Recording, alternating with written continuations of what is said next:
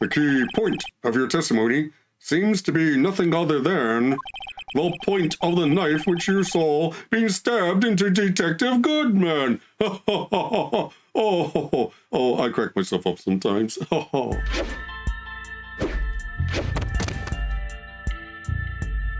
Hello, YouTube. I'm Unca Crunk, just your standard issue purple monster of a certain age who plays games on the internet. In the previous episode of Phoenix Wright Ace Attorney, we picked up a few clues in the murder case of Alana Skye, the chief prosecutor of the district, but not a lot that will help her, especially considering that she confessed to the crime. Also, there's a witness who apparently saw the entire thing, so that's something else that's going to be difficult to overcome. Anywho, enough complaining about how tough this case is. Let's get started with the first day of the trial of Alana Skye. February 23rd, 9:34 a.m. District Court Defendant Lobby number 2. How did the investigation go yesterday, Mr. Wright? Frankly, there are still a lot of gray areas. Or rather, the whole thing is one big gray area. Don't worry about me, no matter what the outcome. I'm ready to accept my fate. I believe in you, sis. Mr. Wright, let me offer you a word of advice. Yes? A defense attorney should never believe their client. The defendant is called to trial because they are suspected of wrongdoing. Never forget that. Ms. Skye, you remind me a lot of Mia. But there's one decisive difference between you and her. And that is, you're not a defense attorney. I believe it's almost time for the trial. Good luck, Mr. Wright. Does that mean you're going to recant your confession? My first trial without a fae helping me. No one's going to bail me out this time. I'll be alone in there. So I have to discover the truth all by myself. Let's do it, Mr. Wright. I'll be with you the whole way. All right, February 23rd, 10 a.m., District Court, courtroom number 9.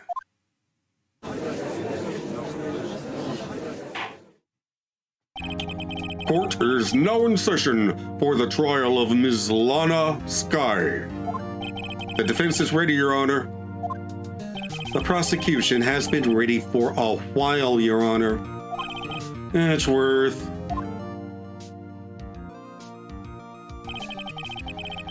It's been 2 months, but I haven't been in a courtroom since his trial. I hope that personal feelings will not be a part of the proceedings today, Mr. Wright. I will choose the path I think is right, regardless of what those around me might say. The judgment to be made here is in our hands, not those of anyone else. Very well, Mr. Edgeworth. Your opening statement, please. Chief Prosecutor Alana Skye has committed an unpardonable crime. Not only this, but she was rash enough to commit it in the prosecutor's office lot. While he's much more forceful in person, I suddenly feel like confessing to everything. However, she will now pay for her rashness with her life. There was a witness to her crime, a professional witness. Well then, call your first witness, Mr. Edgeworth. The prosecution calls its first witness, Ms. Angel Starr, to the stand. The cough-up queen?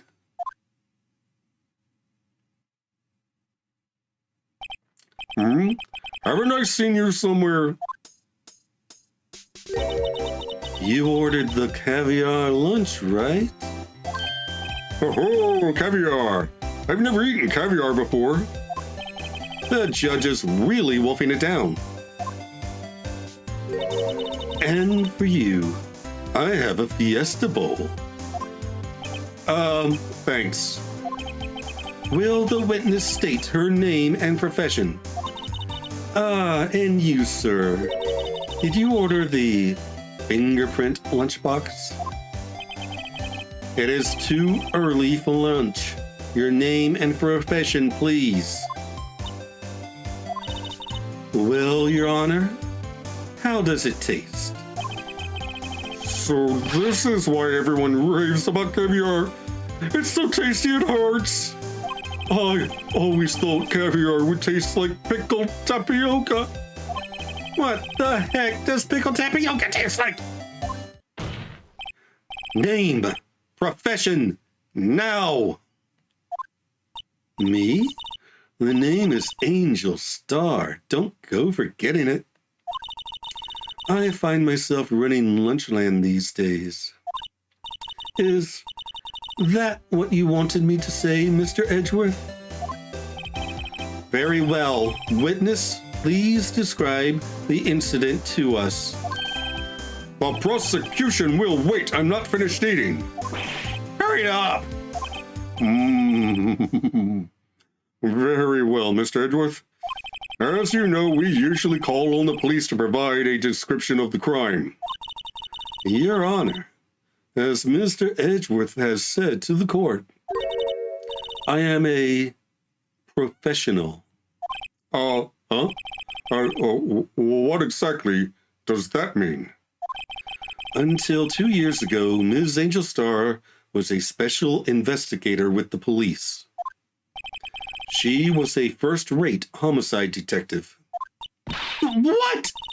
Miss Star was a detective? Oh, I know who you are. Cough up? Cough up, Queen Angel Star, Your Honor. Long time no see. Cough it up. Now. Confession. Something. I don't know.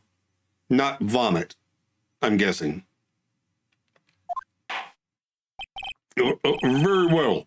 You may continue with the description, Ms. Starr. Just who is this lady? If I might have the court's attention over here.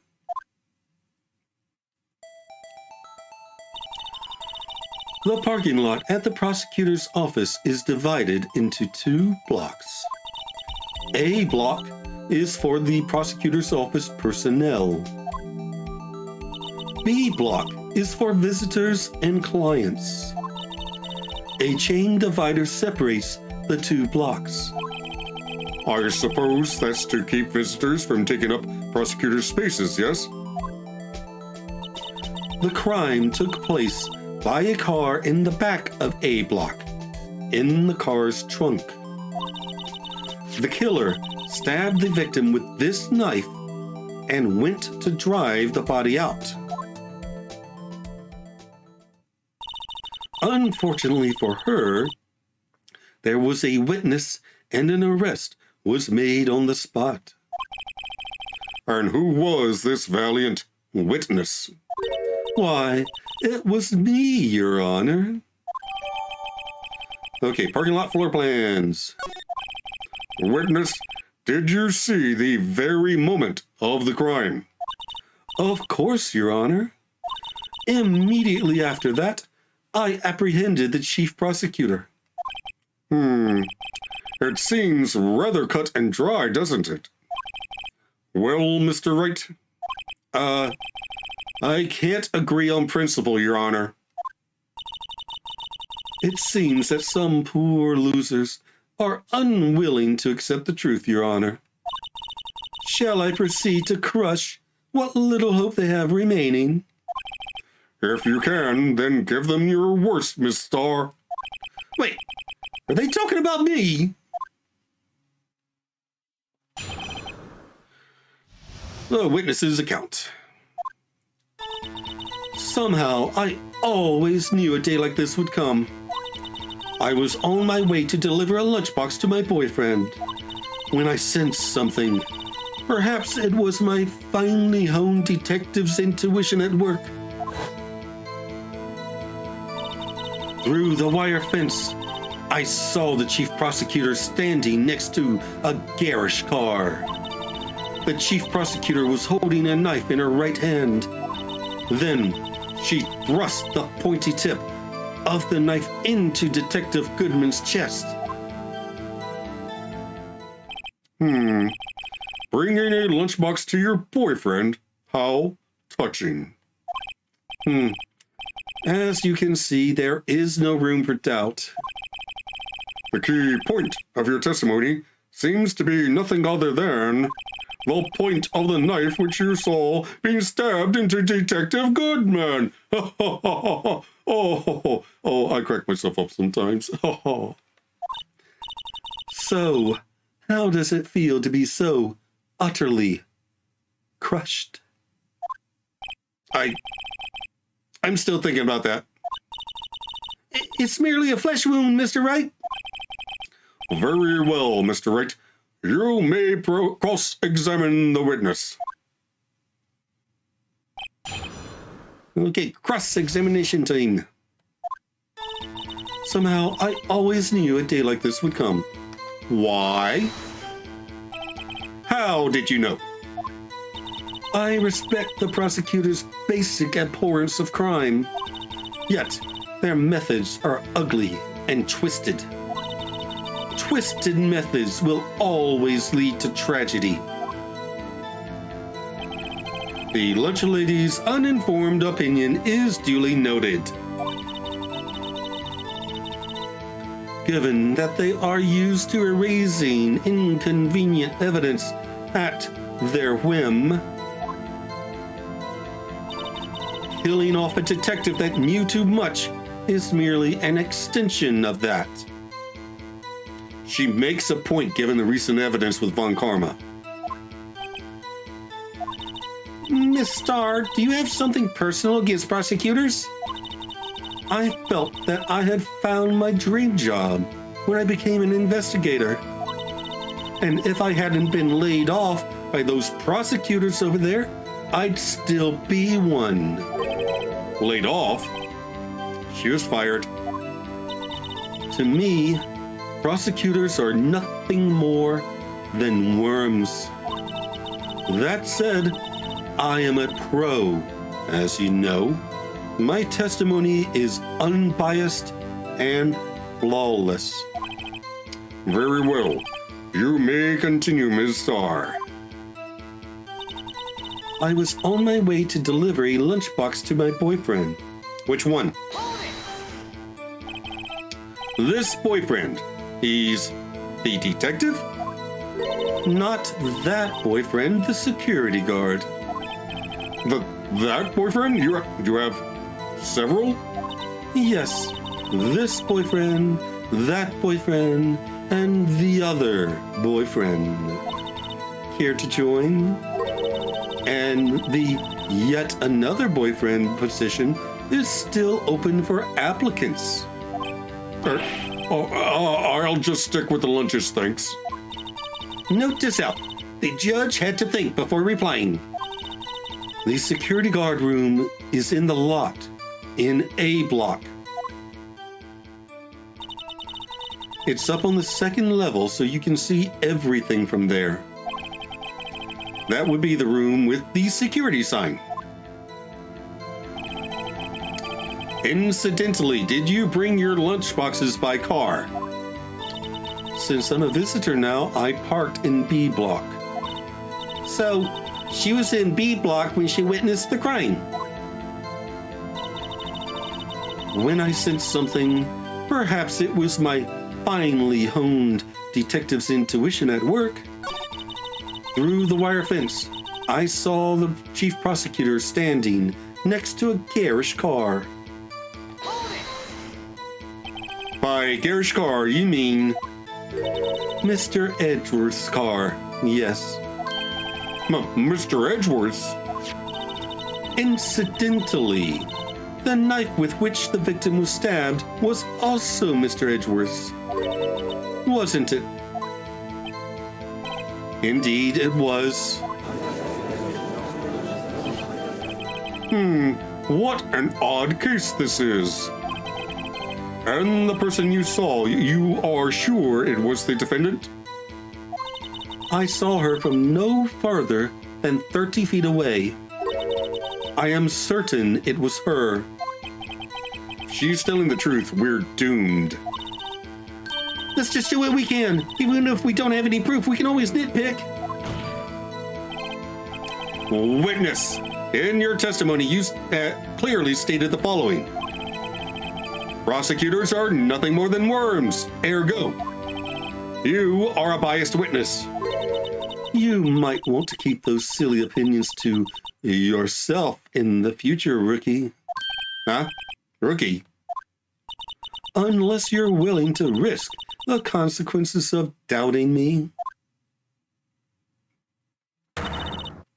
I'll fry you like a fritter. Crispy on the outside, chewy on the inside. Oh, that was inspiring. I believe I've heard that tagline elsewhere. Could you crack plagiarism? I may be relegated to the lowly post of lunch lady, but my instincts are honed. Oh, great. A photograph. You took this.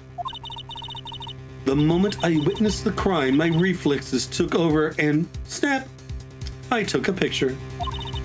In fact, one of my lunchboxes is rigged with a camera.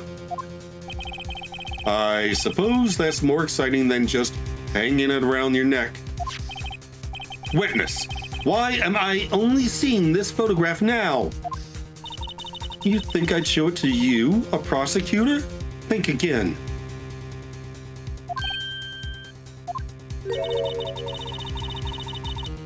My boyfriend works in the photography division of criminal affairs. Well, this is most certainly the defendant. Crime photo added to the court record. This is bad. That is unmistakably Lana Sky. So, what was the defendant doing at the time? The chief prosecutor was holding a knife in her right hand. Then she thrust the pointy tip of it into Detective Goodman's chest.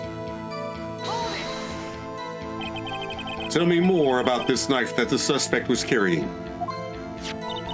Well, I'd say the blade was about 4 inches long. Is that right, Mr. Edgeworth? It is your knife, after all. Yes, that's about right. Prosecutors are, by nature, well versed in the location of a man's vital organs. I'm sure it was easier than boiling an egg for my egg salad surprise set.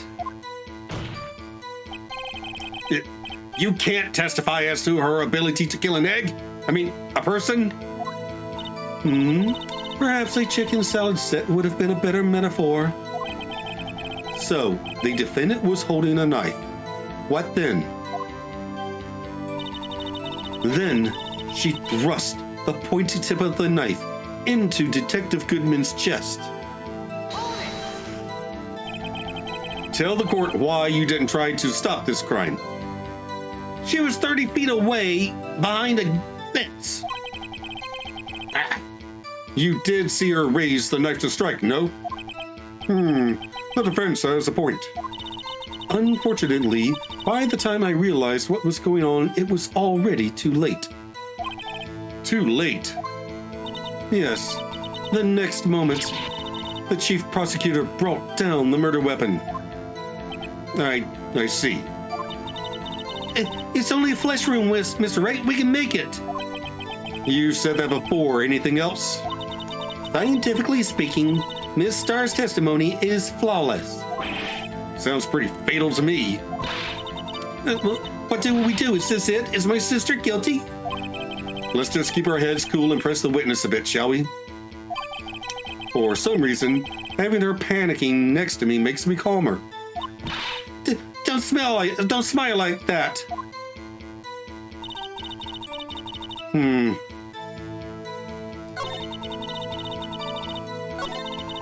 Let me see. Okay, I haven't pressed her on this. You sensed something, so you're saying you had a premonition of the murder. It felt like, how would you say, oh yes. It was like the feeling you get when you view a pumpkin chock full of seeds. I have no idea what that means. Speaking of a detective's intuition, wasn't the victim, Mr. Bruce Goodman, also a detective? Yes, well, he was like a young cheese. Soft and runny? Or young cheese? A pale white cheese, not yet tangy, with experience on the streets. A greenhorn. Then I must be hard yellowed and sharp as a tack. Yeah, with the odor of an old cheese to match. In any case, there, in the lot, I felt something stirring in the back of my mind. Through the wire fence, I saw the chief prosecutor standing next to a garage car. All right, I've pressed her on everything. Do I present something?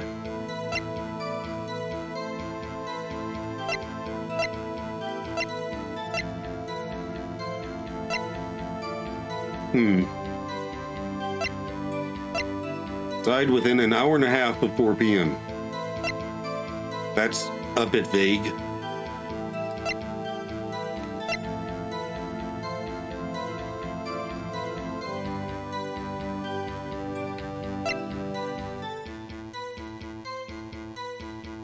Huh. I don't know. And you witnessed this. You saw Ms. Guy stab the victim with the knife. As I've already said, yes. I swear it on my finest salmon swirl lunch. I'm sure that is a fine lunch. But isn't that a bit odd? Look at this photograph. This is the photograph you took of the very moment of the crime, is it not? Then why is Ms. Sky not holding a knife?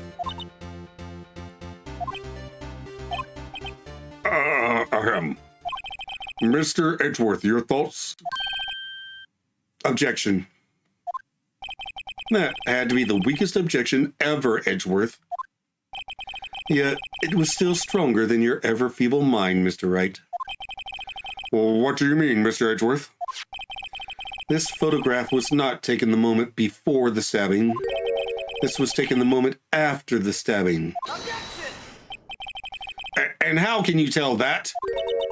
Blood spatter. Huh? See the dark crimson stains on the chief prosecutor's coat? It's a black and white photo, but yeah, I get what you're saying. All right. Ah, yes, it's hard to tell, but this could be blood. Well, Mr. Wright, I see no problem here. No problem except you. Mr. Wright, are you going to just sit there and take that kind of abuse?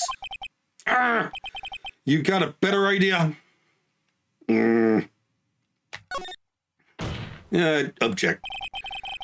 Wait, that contradicts what the witness said in her testimony. Namely, that she took the picture the moment she witnessed the crime. Well, it seems I was slightly unclear. My apologies. That's it? If you run out of lunch, you order seconds. Problem solved. If you don't like it, try ordering the jumbo-sized lunch from the get-go. Good advice. I'm not sure I understood it, but good advice. I didn't have time to stop her. Prosecutor Sky was cold, calculating like a robot. She killed without pain or remorse. It was a premeditated murder. Premeditated? How do you know? look at the chief prosecutor's hands in that photograph. Well, are those gloves? Surgical gloves made out of thin rubber, most likely. Why would she have those on?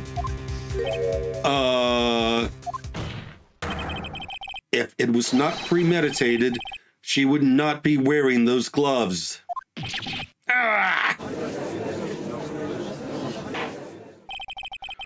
These gloves do seem to tell a tale of premeditation. Premeditated murder. A serious offense. Witness, add this to your testimony. The murder was planned. The rubber gloves prove it. Wait a minute. If the murder was planned, why didn't she bring her own knife? Witness, do you know what this is? Are you trying to test me? Soapbox lunch is for a living, you know. That is a knife. The knife. The knife that was in Mr. Edgeworth's trunk. Indeed, it is my knife. What's with this case? The bloody murder weapon, the red car, all belonging to the prosecutor there? The defendant is the chief prosecutor for the district, right?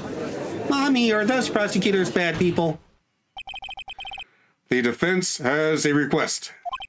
We ask that the witness provide an accurate testimony. What's that, rookie? In your testimony, you stated that Lana Skye planned this murder.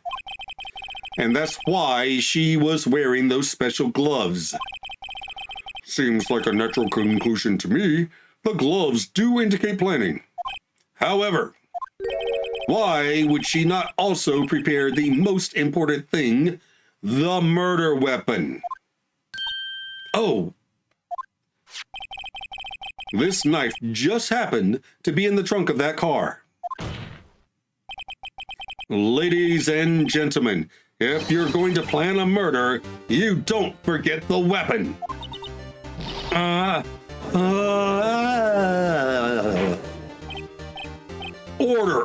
Order. Great. Now the tide is turning in our favor. Great show, Mr. Wright. My sister's as good as free. Right. I believe the next lunch you'll be eating is humble pie. What? I hope you weren't deluding yourself into thinking that the tide had turned. Not over such a trifling detail. But this shoots a hole in the whole premeditated theory. Bah! The prosecution could care less if it was premeditated or not. The only one who seems to care is that lunch lady over there. The defendant, Lana Skye, murdered a detective with a knife. That is the only thing the prosecution needs to prove. Nothing else. Very good, Mr. Prosecutor. I suppose you think you're clever now. But you know as well as I do that she planned on killing him. It was planned. And if it wasn't, why would she have been wearing... I believe I'd like to hear your testimony again.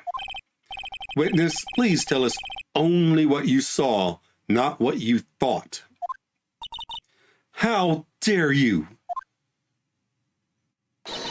My powers of deduction are not to be underestimated. Really now.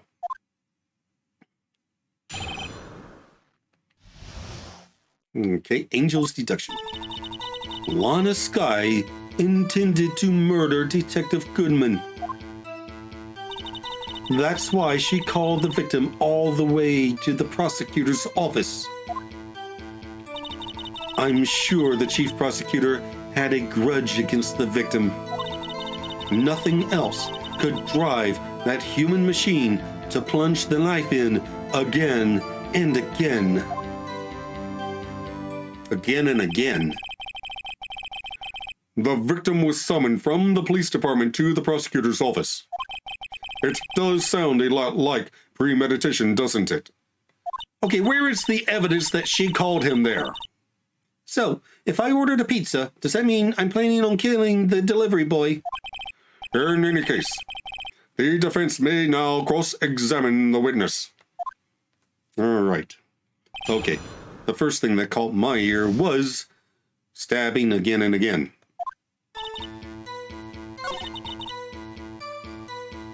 All right, but let's start with this.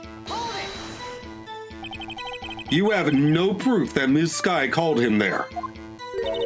You have no proof that she didn't. Mr. Edgeworth, thoughts? There is no record of a call made on the defendant, Ms. Lana Sky's phone. She might have written him a letter. Oh, come on. You could have tried public phone first at least. In any case, the victim came to the prosecutor's office where he was murdered. I'm sure he had a reason to be there. Witness? Why do you think it was the suspect who summoned him? Why do you think it was the suspect who summoned the victim that day? I'm sure the chief prosecutor had a grudge against the victim. Why? What kind of grudge? Well, I wouldn't know that.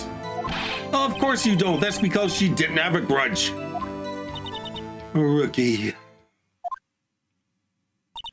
I have a lunchbox here. Now, what's inside? How am I supposed to know? See, we agree there is a lunchbox here, but we don't know what's inside. A person's life is like a lunchbox with pretzels. Don't you agree? Oh, I get it. That's why my lunch was so salty. Caviar is very salty. This judge isn't very good with metaphors. The suspect had a grudge against Detective Goodwin. Will you tell us your basis for thinking this? It's simple. Nothing else could drive that human machine to plunge the knife in again and again. Autopsy. One knife wound. You say she stabbed him again and again, but you couldn't have witnessed that. Are you testing me? Then I'll test you. With my moss surprise. I'm afraid the moss is growing under our feet as we wait, Ms. Starr. What do you mean? I shouldn't have to explain this, but here, take a look. The autopsy report states that death was due to a loss of blood from one stab wound. Oh, you're right. Good show, Mr. Edgeworth. What a hunk. He's my hero, really. What about my objection? No one noticed. Well, witness. You got the crime scene set, right? Oh, thanks. I always believed that no one could ever mistake ketchup for blood. But now I realize that such mistakes are possible. So, you're saying you mistook something for blood? When she lifted her knife, I thought I saw blood at her breast.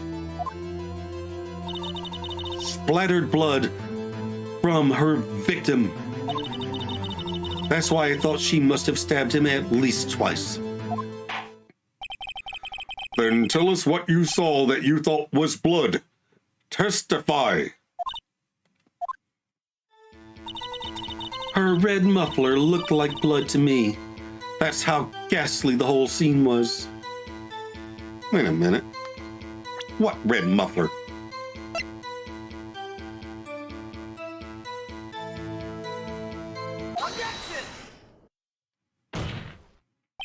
Ms. Starr, I demand an explanation. The witness is clearly not suited for detective work. What? The suspect was not wearing a scarf or muffler of any kind when she stabbed the victim. And you've proved it yourself with this photograph. But that can't be. Only a professional lunch lady could be so utterly clueless. Congratulations. Perhaps you've finally found your true calling in life. He is just straight up dunking on his star witness. This is great. Harsh words, but good. In the end, Mr. Edgeworth prevails. What was my objection? Chopped liver? But it was there. A scarf. No, not that, but something red, really. Well, now, where were we? The witness has given us an entertaining interlude, but back to business. What? Very well. Witness, continue your testimony. You solved the crime and apprehended the suspect. Tell us about that. Very well. I do remember some things accurately, at least. Ultimately, we couldn't shake the most important part of her testimony. The most important part? The part where your sister stabs the victim. This next testimony might just be the moment of truth. Apprehending the suspect. After the murder, the suspect attempted to run behind a partition off to her side. I quickly caught her, explained her rights to her, and arrested her on the spot. From 30 feet away over a fence? Ah, yes. When I arrested her, she mentioned the muffler. That's what had me confused in my earlier testimony. The chief prosecutor made to escape, but against Angel Star, resistance is futile. All right. You are quite determined about this scarf, aren't you? I strike like a snake and bite like a cobra. That's me, Angel Star. That wasn't a very good metaphor. First of all, a cobra is a kind of snake. Don't bother me with details unless you want to get bitten. No thanks. Note to self, Mr. Wright is weak against poisonous snake bites. The chief prosecutor tried to resist, but her efforts were in vain. She knocked my hands aside, kicked over an oil drum.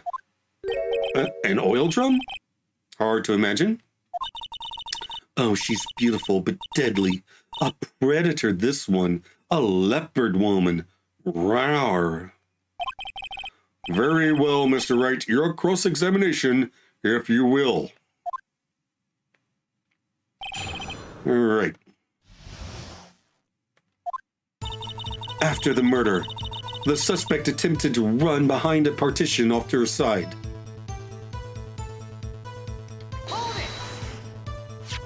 So, where is this partition on the floor plans? I'm sure she means this wall next to the car. That's right.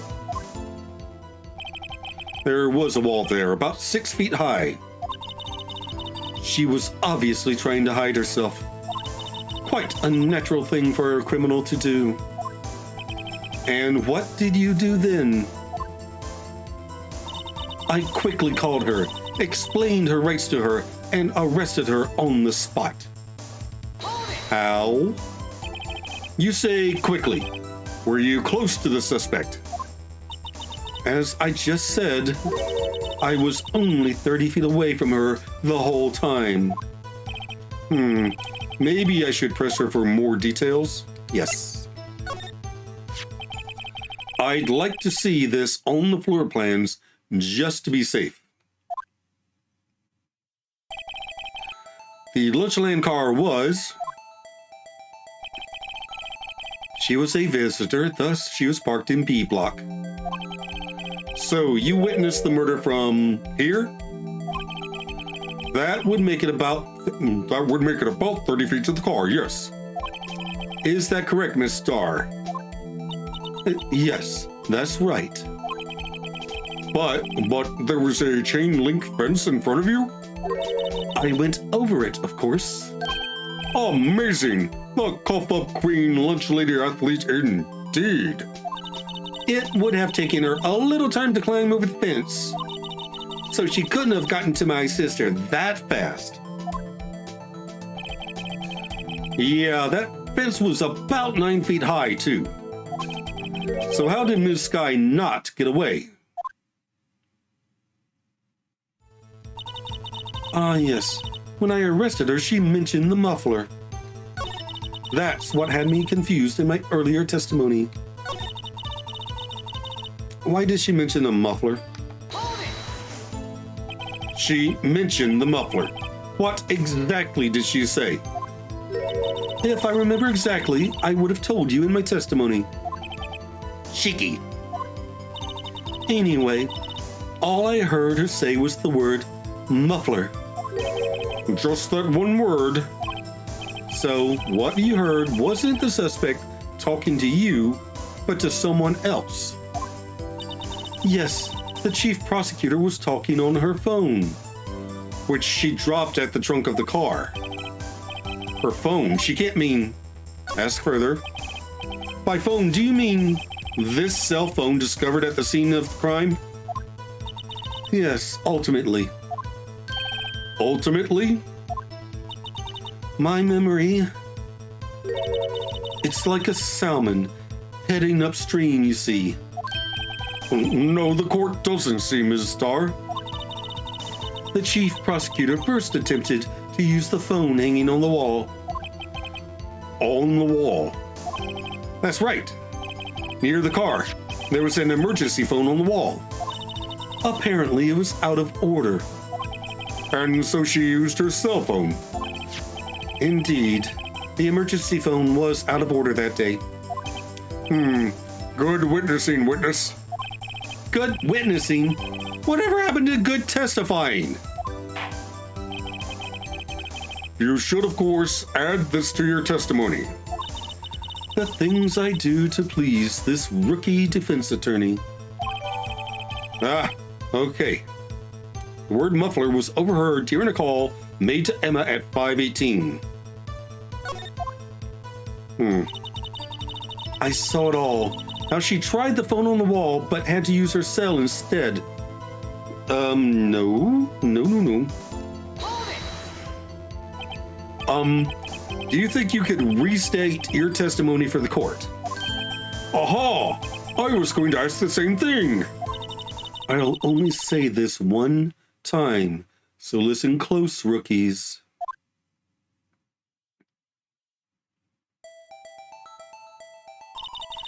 The chief prosecutor stabbed the victim and ran behind the partition. Then she picked up the emergency phone on the wall, but it was out of order. So she pulled her own cell phone out of her pocket. And during that time, you climbed over the chain link fence. Then, when I boldly grabbed her arm, the chief prosecutor hung up her phone. And you saw her doing this. What is it, Mr. Wright?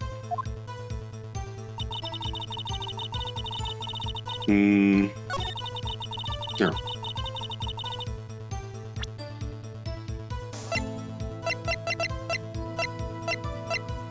The parking lot. Oh, wait. Oh, there. Okay, got it. Ms. Starr, I have to conclude that you have a personal grudge against Ms. Lana Sky. Objection! The witness is a former detective. Her testimony is unmarred by personal bias. Well, who would have thought you would be my knight in shining armor, prosecutor? You, who together with the chief prosecutor, kicked me out 2 years ago. Well, Miss Starr, this is a fatal contradiction with your testimony. How do you explain this? I don't know what you're talking about. Mess with me, and I'll make you cough it all up. Ahem. Let's look at the floor plans. You said you witnessed the crime from this point. However, if that's true, you couldn't possibly have seen Ms. Sky making that phone call. I believe you see what I'm getting at. That emergency phone was on the backside of this partition. If indeed you were in B block, you couldn't have seen it. What? Order, what is the meaning of this? It's simple, Your Honor. She's not coughing up lunch, she's coughing up lies.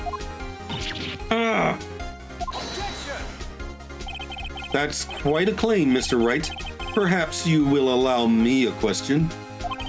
Tell us exactly what lie this witness has told the court. Here's where the counterattack begins. I can't afford to get this wrong. The witness lied about what she saw, or where she saw it.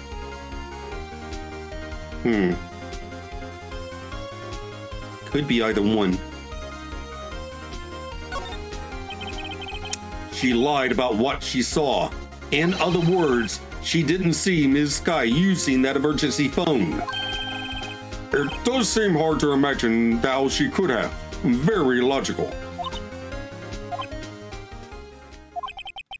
What's the matter, Star? Cat got you lunchbox? Mr. Wright, I hate to bother you while you're celebrating your victory, but why would Ms. Star lie like that? Huh? Why would she say that my sister had tried to use the phone but failed?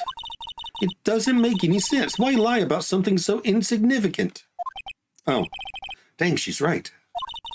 I mean, maybe she really did see her try to use the emergency phone. I see no room for doubt here. You ordered the patooey on rice, right? Mr. Wright, I thought you had something there. Damn. One more try. I see it in your eyes. You haven't learned your lesson, have you? Tell us exactly what lie this witness has told the court. Here's where the counterattack begins. I can't afford to get this wrong again. The witness lied about where she saw it. Ms. Sky tried to use the emergency phone, but it was out of order. What is significant about this fact? Nothing. Therefore, it would be pointless for Ms. Star to lie about it. Pointless to lie. I see. But say the witness did actually see Ms. Sky using the emergency phone. It would mean Ms. Star witnessed the crime from a different location. A different location. Now, that's a pointless lie if I've ever heard one. Before you call my lie pointless, at least let me tell it. Let me ask a question to our clever wordsmith, Mr. Wright. Just where was the witness when she saw the crime? Oh, crap. All the testimony we've heard until now points in one direction. Was she in the security room?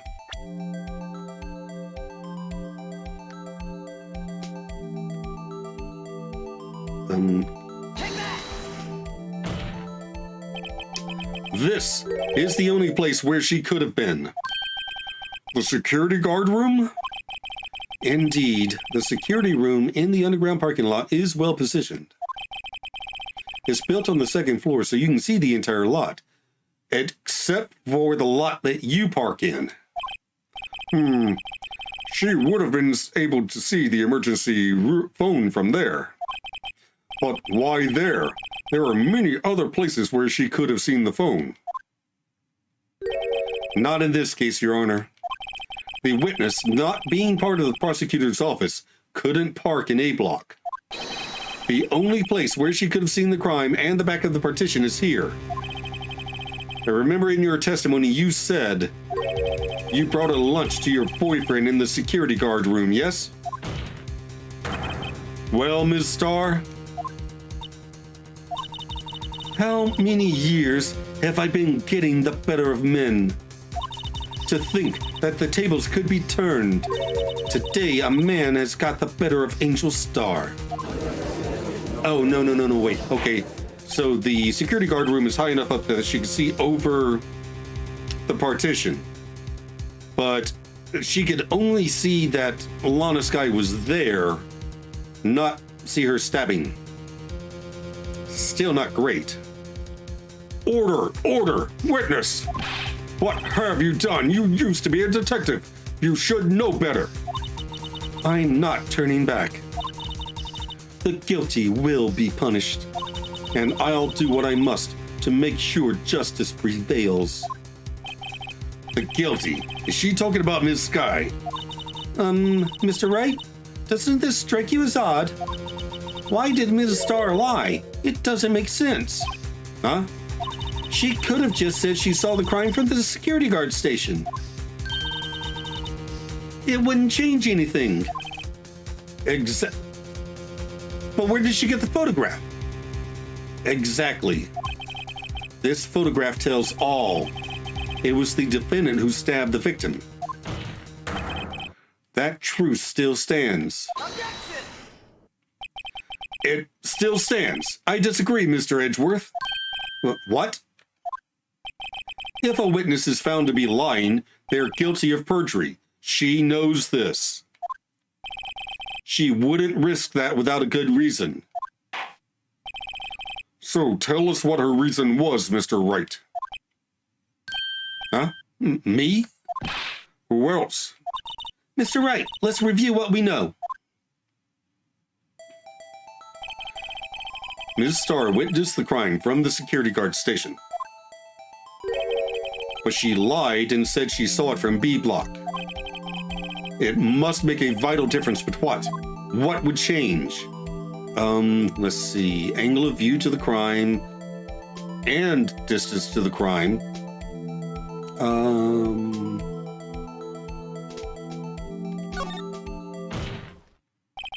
Why, the angle at which she saw the crime occur would change. The angle? What do you mean? Well, the security guard station is on the second floor, and, she would have sort of a more 3D view of the crime. And this is important. Why? Oh, come on. Perhaps you'd like to reconsider, Mr. Wright? Mr. Wright, let's review what we know. Skip. Okay, distance.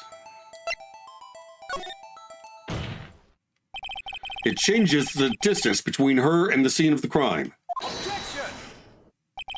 My condolences, Mr. Wright, but one look at the floor plans and it's quite clear.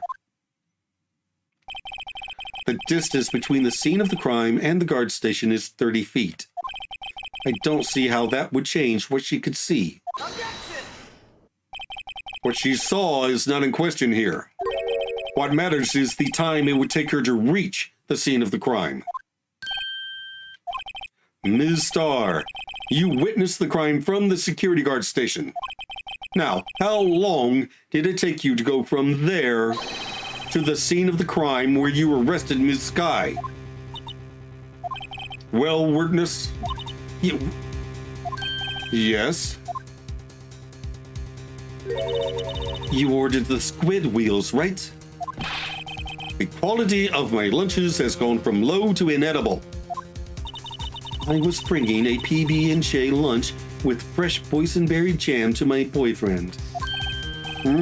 Boysenberry for the boyfriend. He wasn't in the station, so I waited. I witnessed the crime from the glass-walled station.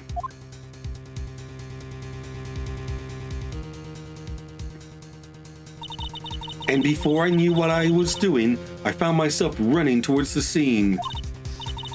but the door was locked. I couldn't open it.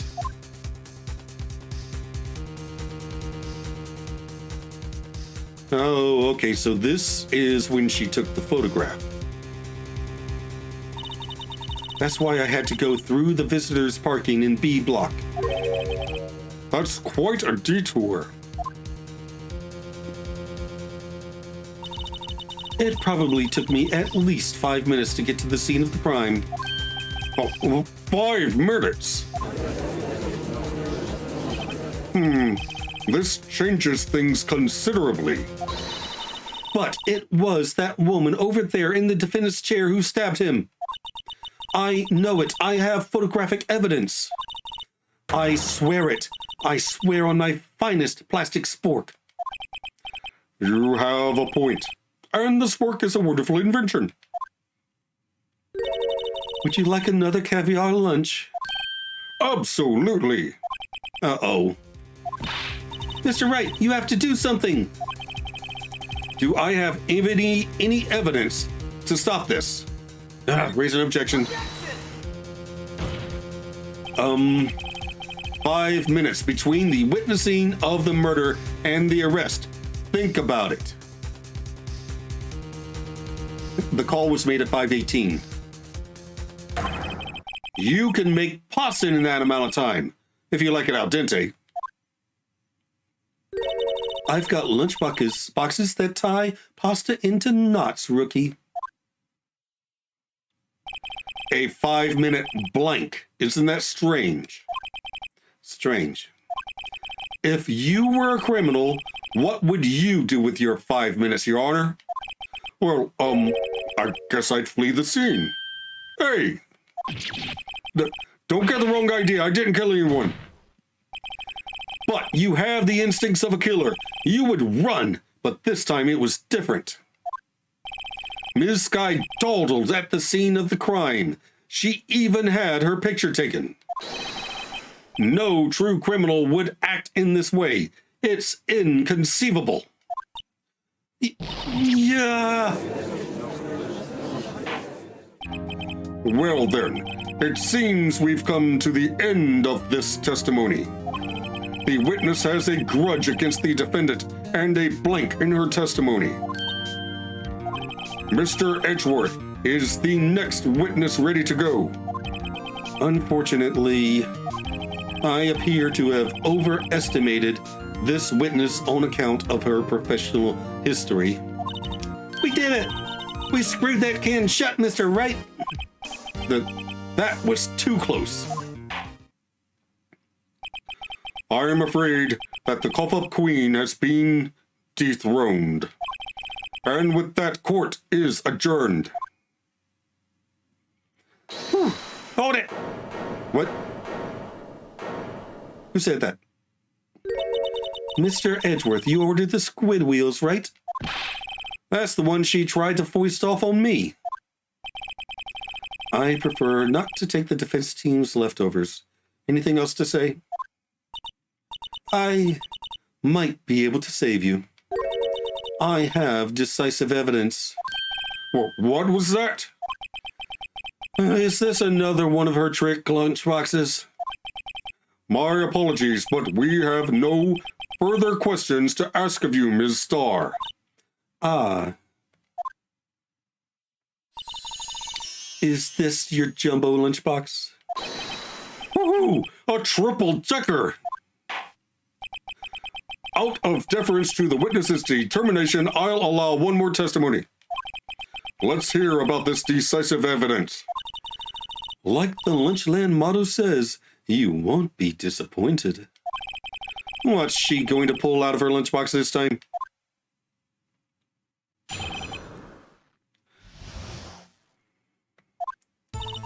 I should have mentioned those 5 minutes when I wasn't looking at the crime scene. And now, to the matter of the victim's shoe. Did I not bring this up? 2 types of blood were found on this shoe. One was, of course, the victim's, and the other blood type matched that of the defendant, Ms. Lana Sky. This shoe proves it. It's flawless, decisive evidence. What? There was blood found on that shoe. Try Lunchland for all your lunch and decisive evidence needs. Witness, what's the meaning of this? Why is this the first time I've heard of this evidence? Simple, as I've already said. I don't trust you with evidence, Mr. Edgeworth. That's why I took the liberty of investigating this myself. And you had blood tests performed. Didn't I mention? I have 3 boyfriends in forensics. In any case, Your Honor, I can't accept this as evidence. What? You must know the 2 rules of evidence law. Rule 1, no evidence shall be shown without the approval of the police department. In other words, this shoe is illegal evidence, at least for the time being. Is that right, Mr. Wright? It seems so. It seems so. Edgeworth sure is celebrating. Not so fast, Mr. Edgeworth. Don't forget, I used to be a detective. As I mentioned previously, this shoe has already been tested by a member of the forensics department. As you can see, it was approved by the police department as of today. Even the general public can produce official evidence, Mr. Edgeworth. Is that right, Mr. Wright? It seems so. Edgeworth is looking pretty sullen. You could at least study some evidence law, really. The prosecution's complaints notwithstanding, it appears that this evidence satisfies the first rule of evidence law. However, it seems you have yet another count against you, witness. Anything to ensure that the guilty are properly judged. Bless. Damn it. White enamel shoe bears traces of blood from Goodman and Lana Sky. Very well, Mr. Wright. You may cross-examine the witness.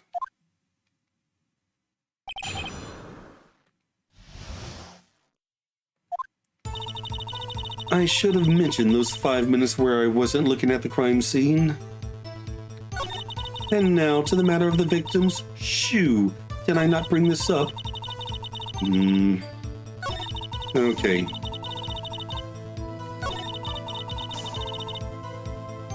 Oh.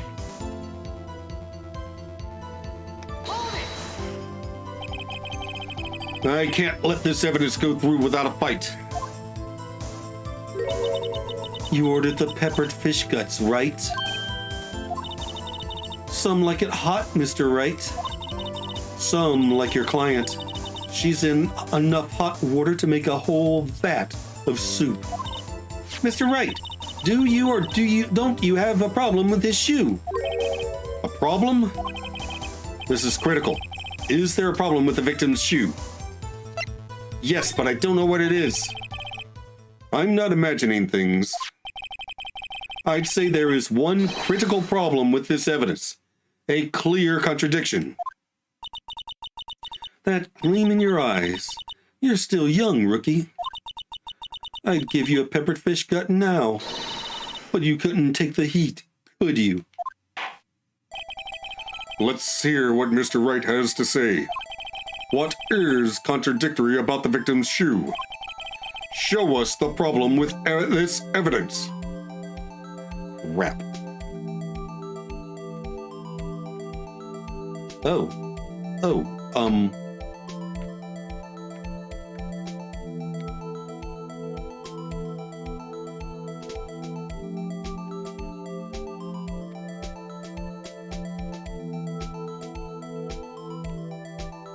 But there's blood on the sole of the shoe.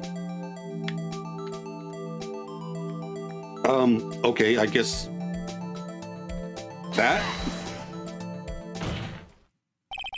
I wonder if you noticed there's blood on the bottom of this shoe.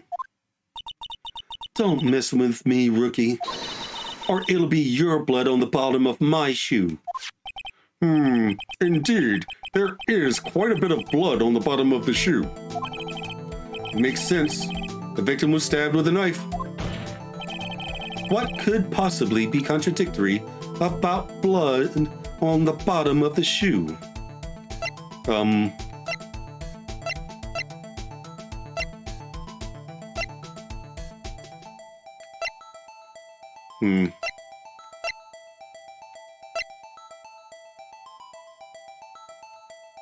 Oh, there's no blood on the ground. Right? Yeah, there's no blood on the ground.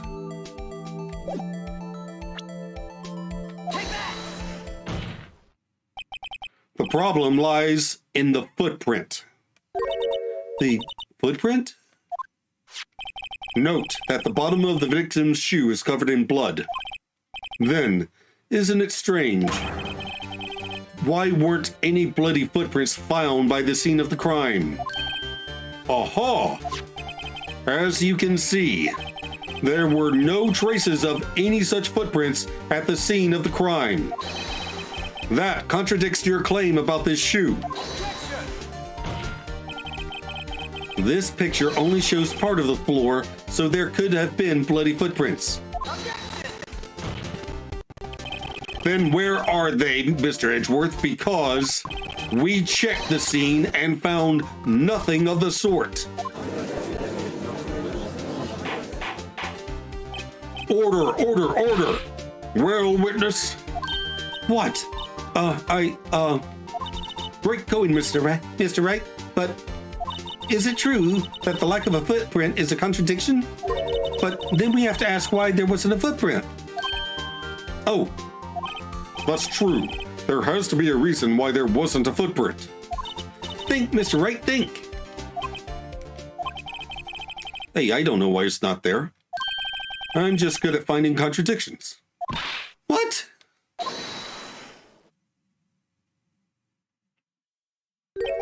I see. Now I get it. Get what? Our witness is more devious than I gave her credit for. We were hoodwinked to the very end. But she slipped. There is one vital hint to the truth in her testimony. Well, what are you talking about? Think back to when she told us about apprehending the suspect. The chief prosecutor tried to resist, but her efforts were in vain. She knocked my hands aside, kicked over an oil drum. Oh, she's beautiful, but she's deadly. A predator, this one. A leopard woman. Rawr. I thought it was strange. I thought it was a strange thing for the normally cool-headed chief to do. No kidding. Now, witness, allow me to ask a very simple question. This oil drum, was it empty? Oh, that, I'm not sure I like your attitude, Mr. Edgeworth. Though apparently you're not the slowest conveyor belt in the lunchbox factory. Witness, well, was the oil drum empty? The oil drum kicked over by the chief prosecutor was brimming with water. Water? What does that mean? There is no possible way she could have just kicked it over. Weighs way too much. Still don't get it, Mr. Wright? Do you want to know the reason she knocked it over? The real reason. Aha! You don't mean... Yes, the suspect knocked over that oil drum for one reason and one reason alone. To erase the bloodstains that would become evidence against her. Ah! That ties things up quite nicely. The bloodstains left on the victim's shoe tie her quite clearly to this murder. Then, after the deed was done, she knocked over the oil drum to erase the telltale signs. Why, that's a prosecutor's specialty, erasing evidence. That reminds me, Ms. Sky's right hand was hurt. Didn't she say she'd cut herself when she stabbed him? So that's when my sister's blood got on the shoe? Well, I see no reason to prolong this trial. Mr. Wright, do something, please! What? What can I do? Your sister has confessed to the crime, and she tried to conceal it. But... Enough. There is no need for further debate. The verdict, Your Honor. Very well. But Angel Star is on the prosecution's side. She could have been lying about the water. This court finds the defendant, Ms. Lana Sky. Hold it. Who said that? Little girl, what did you just say? Huh? Me? Did you just say that I, Angel Star, was on the prosecution's side? Well, yeah, you are. You're saying my sister hid evidence by erasing the bloody footprints. Well, I thought you'd had your fill, but here you are, demanding a second helping. Another lunchbox. A lunchbox called evidence. Wait, witness, don't tell me you have something else. Objection! The time for deliberations is past. Any further comments, and you will be held in contempt of court. Your threats don't scare me, the cough-up queen. Look at this.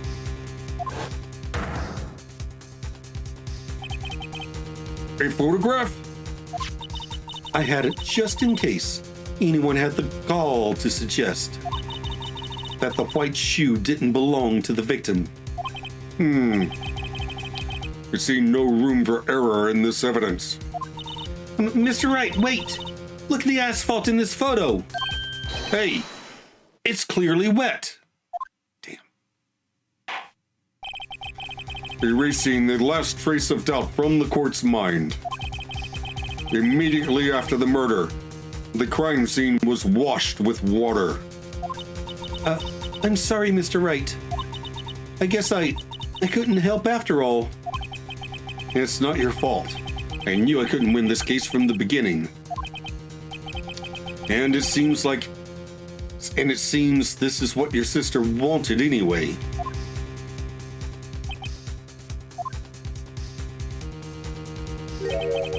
I'm sorry, Mia.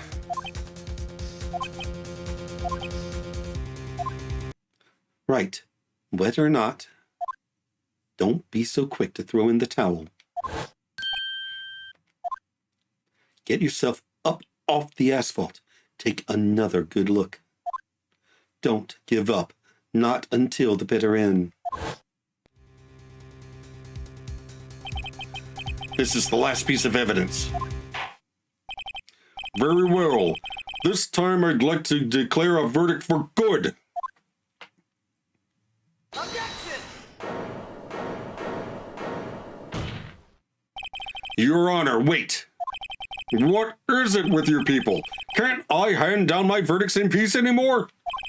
Whatever it is, can it wait? No, it can't. Then it will be too late. Look at this photograph, the last one submitted. This trial isn't over until we give each piece of evidence proper consideration. So, Wright, are you saying there's a problem with this latest piece of evidence? Yeah, I'll think later. Yeah, there's a problem. Right or wrong, I've got to go ahead with this. I suppose since we've come this far, we should give every claim a fair shake. Very well, Mr. Wright. Show the court a problem with this photograph. The hell is that? The hell is that in the muffler? Well, the tailpipe. Take that! problem in this photograph is here. What's this? There's something poking out of the car's muffler. Oh, wait just a moment, Mr. Edgeworth. Your Honor? You just said muffler. However, I see no trace of a muffler or scarf of any kind in this photograph. A muffler is also a part of a car or motorcycle, Your Honor. Just think of it as part of the exhaust system, the pipe. I see, and I see. What's that suspicious-looking cloth sticking out of the muffler? I have no idea. So what if there is something sticking out of the muffler? What does that have to do with this case? Nothing. Absolutely nothing. Objection! Sorry, Ms. Starr, but it's not going to be that easy. In fact, you've already told us why this is important to the case. You said as much in your testimony. What? Let's hear what Mr. Wright has on his mind. Tell us why you think this piece of cloth in the muffler is related to the case. Right here. 5:18. Take that! Murder took place at 5:15 and took her 5 minutes to run. Ms. Starr, recall your testimony for the court. Yes. When I arrested her, she mentioned the muffler. That's what had me confused in my earlier testimony. Muffler. Ah! Could it be that muffler you heard mentioned Was actually this exhaust pipe? If so, that means this piece of cloth is vital evidence. Oh.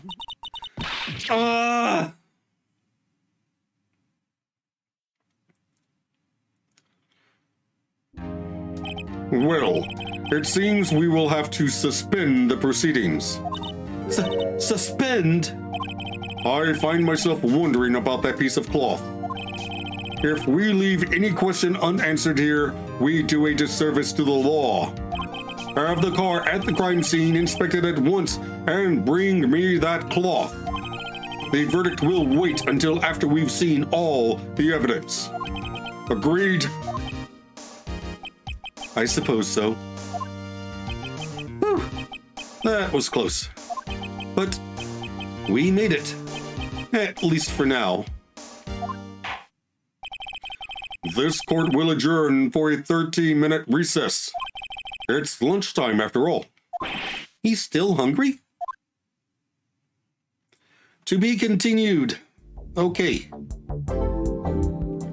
Ow, my God. This trial is nuts. Why does the judge believe even a single word Angel Star says at this point? Phoenix confirmed that perjury exists in this universe, and so many of her statements have been proven to be complete fabrications that she should have her entire testimony thrown out as an unreliable witness. Annoyingly, the 2 photographs she's provided and the shoe with probably Lana's blood on it are pretty hard to fight against. I say probably because it's only Lana's blood type. They haven't run any DNA tests on it. I genuinely cannot see my way through to proving Lana innocent yet. Granted, I doubt that the piece of cloth that is being retrieved here in recess will be the last revelation that turns up. So I've got time. And apparently, trials are twice as long now. So we will be continuing day 1 of the trial in the next episode. In the meantime, up here is a playlist of my Dream Daddy playthrough. Those videos are pretty fun. And down here is a video that YouTube recommends. Like, comment, and subscribe, and I'll see you in the next episode. Bye!